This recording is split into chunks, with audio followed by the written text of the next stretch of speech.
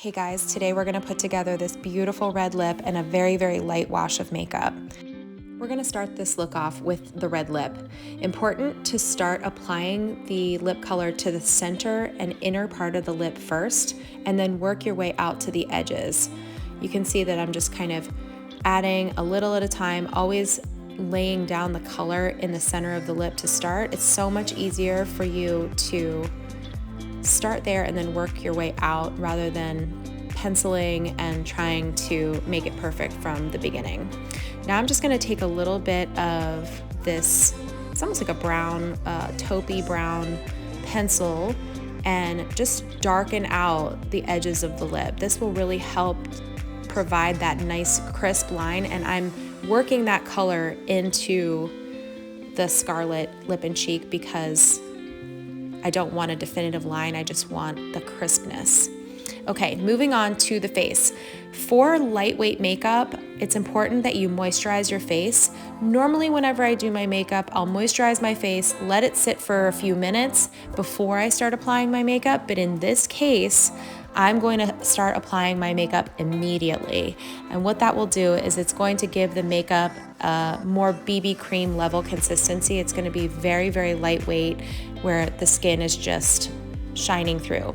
The other choice is the brush choice. I'm using the blend brush here, not the buff brush. I think if I was going to use the buff brush, again, I would have a lot more full coverage. But in this case, the choice of the blend brush is going to get it done. As always, I'm using my 3D palette by Saint, and it's got all the colors that I need in one palette. So I'm using a little bit of a darker shade of highlight in my lower jaw and beard area, and I started with a little bit of a lighter one underneath my eyes and in between my brows and down my nose. Now I'm just adding a bit of contour. I'm going with a lighter contour look than normal today. Again, with a red lip, you really just want everything else to be more of a supporting role in the face. So just a tiny little touch of contour along my nose and along my forehead.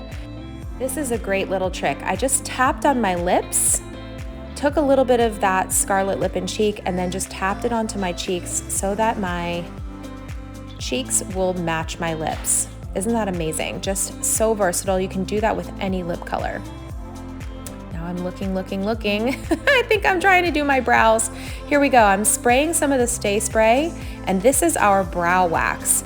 I want that really feathered, beautiful, not quite laminated brow, but just a feathered brow that's nice and light. I'm not even gonna pencil my brows at all. I just want the color of my brows to remain nice and light like my hair, but I do want them to kind of be standing up on end. So I'm just adding a bit of the brow wax.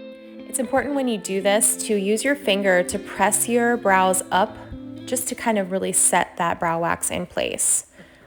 Okay, next step, eyeshadow. Just using a tiny touch of a light pink here. Nice, kind of like a pinky brown.